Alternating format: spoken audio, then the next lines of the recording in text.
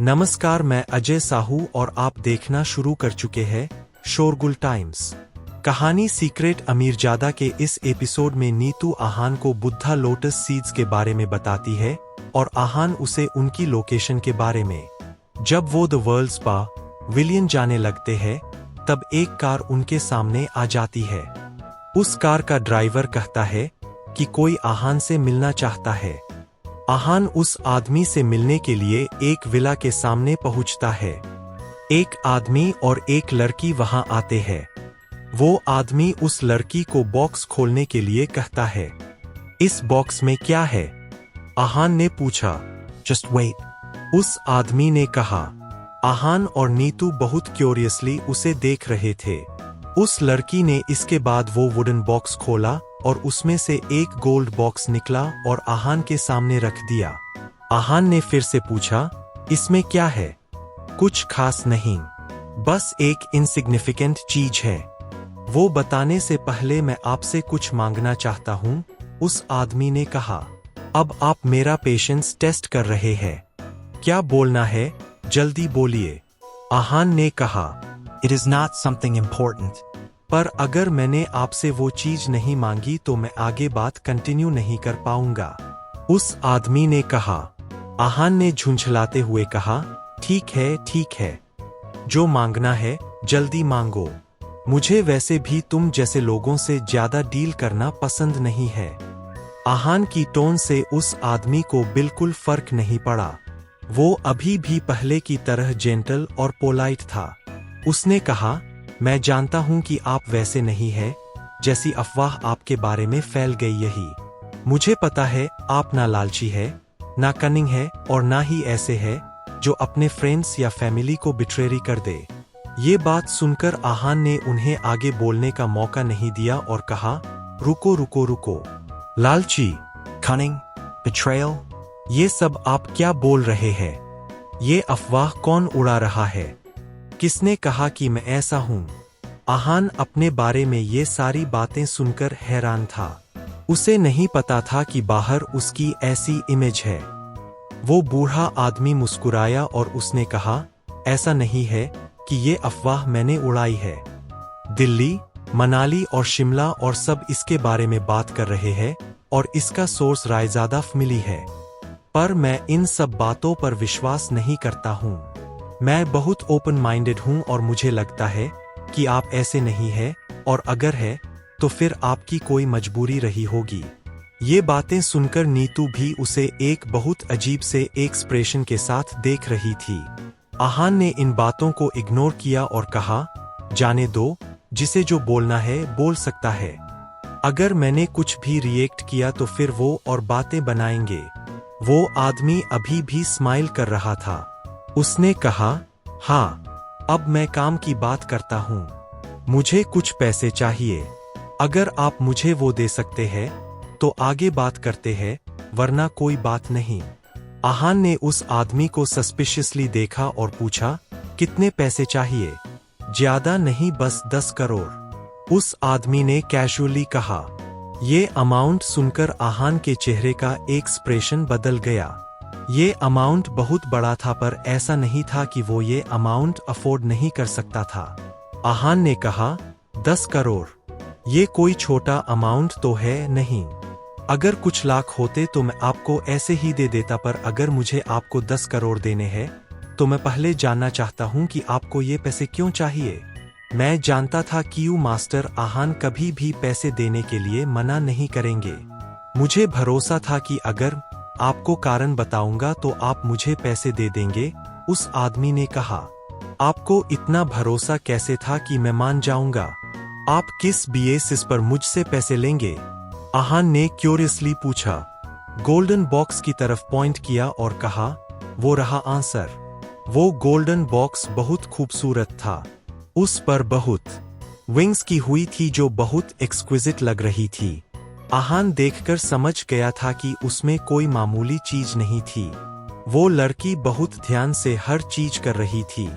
उसने कुछ भी हड़बड़ी में नहीं किया था और धीरे धीरे हर काम कर रही थी। करीब 20 मिनट बाद उसने उस बॉक्स के 7 लॉक्स को खोला। जब उस लड़की का वो बॉक्स खुला तब उसे उसमें से एक जेमस्टोन निकला। वो जेमस्टोन बहुत ब्राइट था। उसे देखकर लग रहा था जैसे वो एक मास्टरपीस था और किसी ने बहुत ध्यान से उसे बनाया था। उसे नेचुरल डिवाइन आर्ट कहा जा सकता था।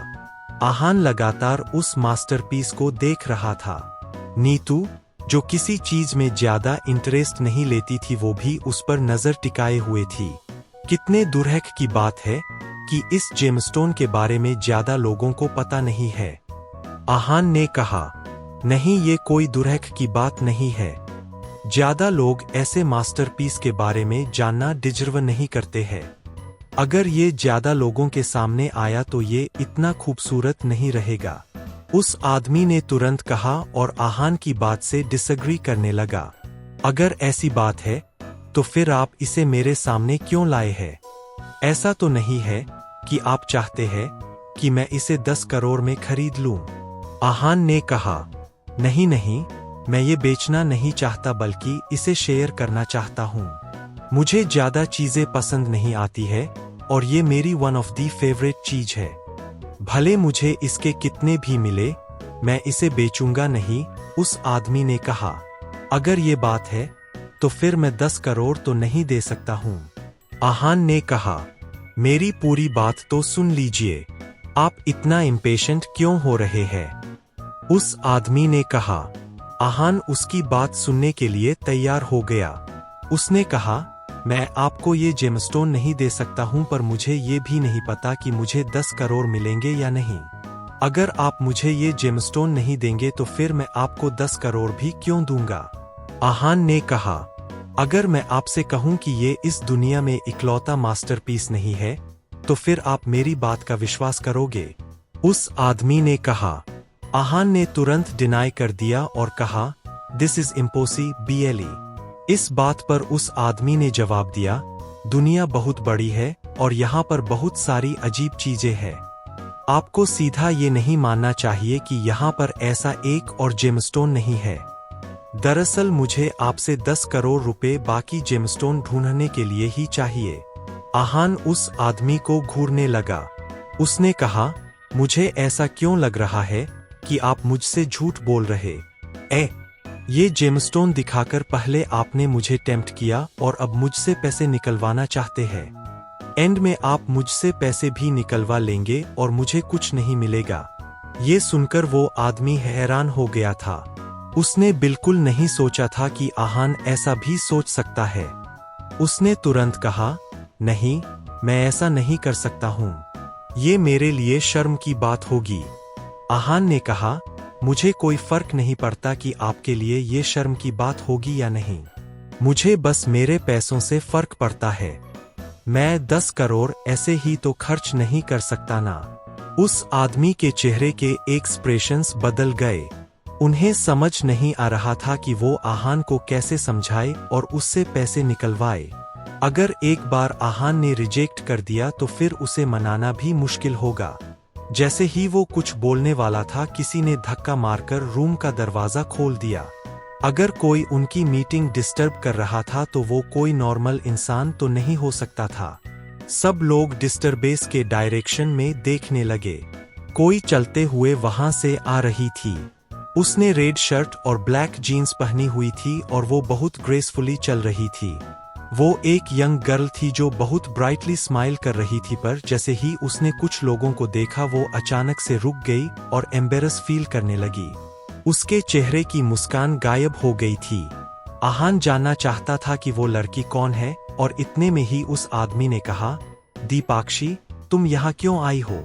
तुम्हें पता है ना, दादाजी बात कर रहे हैं, तुम्हें यहाँ नहीं आना चाहिए था। दीपाक्षी को समझ नहीं आ रहा था कि वो क्या जवाब दे। अपने दादाजी की डांट सुनने के बाद नेचुरली वो मुड़ गई और बिना कुछ बोले वहां से जाने लगी। पर जब उसने टेबल पर पड़ा जेमस्टोन देखा तब वो रुक गई। उसने डेलिब्रेटली पीछे देखा और उस जेमस्टोन को घूरने लगी। Deepakshi, stop messing around and go from here, उसके दादाजी ने आर्डर दिया। ये सुनकर दीपाक्षी 1 मिनट लिए भी नहीं रुकी और वहां से चली गई। आहान के चेहरे पर स्माइल थी। उसने पूछा, वो आपकी ग्रैंडडॉटर एफ्ट। हाँ, प्लीज पार्डोन हर। वो बचपन से ही बहुत शरारती और मिस्चीवस थी।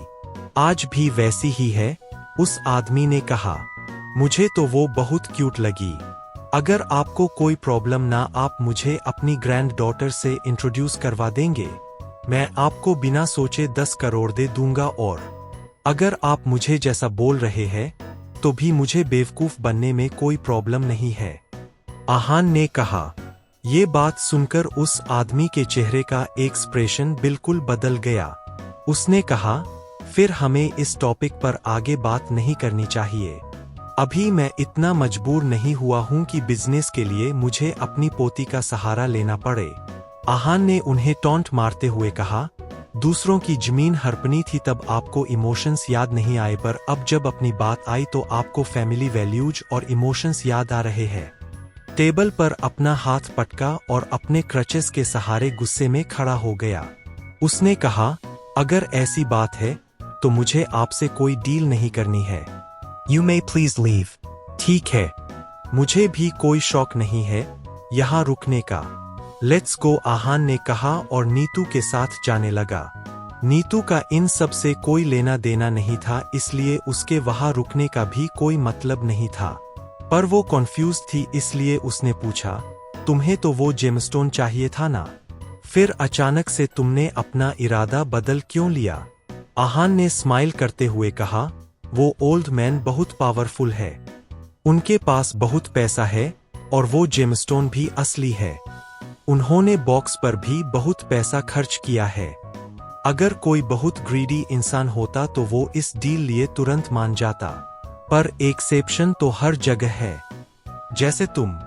नीतू ने कहा, मैं उनमें से एक कहा जा सकता हूं, पर वो आदमी भी कोई कम चालू नहीं है। वो मुझसे 10 करोड़ लेने के लिए तैयार थे, पर जेमस्टोन देने के लिए नहीं।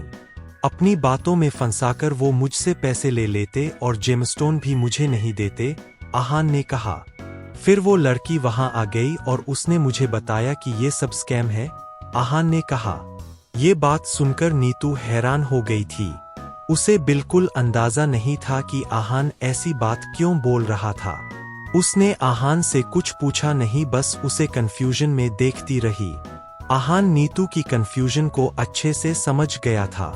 वो नीतू की तरह बात को टाल नहीं सकता था, इसलिए उसने कहा, भले ही वो उनकी पोती थी, पर जब ऐसी मीटिंग चल रही हो और कोई इतना प्रेसियस जेमस्टोन बाहर हो तो फिर कोई तो गार्ड बाहर होना चाहिए था। नीतू भी इस बात से सहमत थी।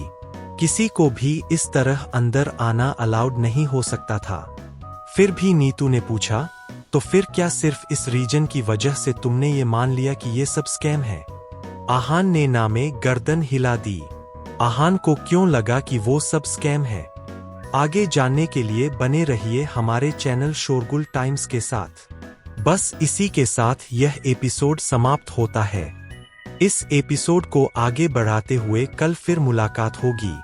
आज के लिए बस इतना ही।